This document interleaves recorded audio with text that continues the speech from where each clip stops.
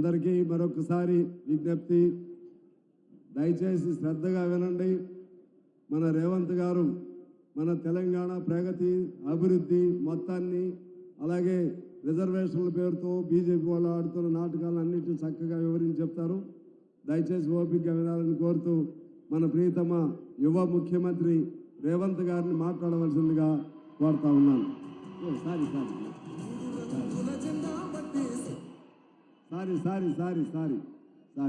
Order తప్పింది.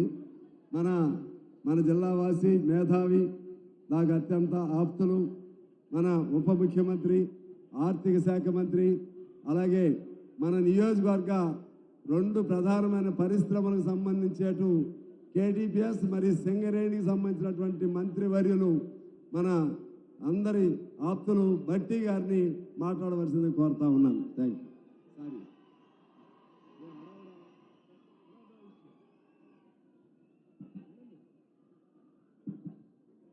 సభాధ్యక్షులు, స్థానిక శాసనసభ్యులు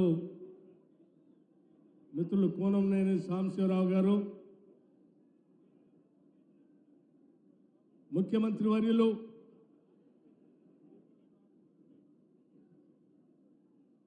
శ్రీ రేవంత్ రెడ్డి గారు, నాతోటి ఇతర మంత్రివర్యులు శ్రీ తుమ్మల నాగేశ్వరరావు గారు, మరో మంత్రివర్యులు పొంగులేటి శ్రీనివాసరెడ్డి గారు, పార్లమెంటు సభ్యురాలు శ్రీమతి రేణుకా చౌదరి గారు, తోటి శాసనసభ్యులు రామదాస్ నాయక్ గారు, పాయ వెంకటేశ్వర్లు గారు, కోరం కనకయ్య గారు, రాగమయ్య గారు, ఇంకా వెంకట్రావు గారు, అట్లాగే జిల్లా కాంగ్రెస్ కమిటీ అధ్యక్షులు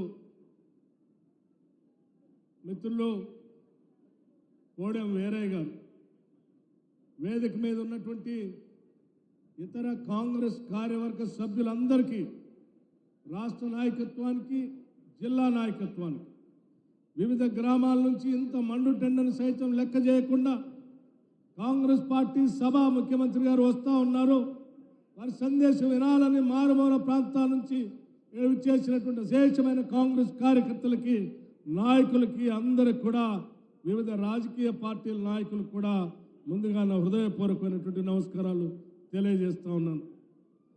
మిత్రులారా, కొత్తగూడెం శాసనసభ నియోజకవర్గం రాజకీయంగా అత్యంత చైతన్యవంతమైనటువంటి నియోజకవర్గం.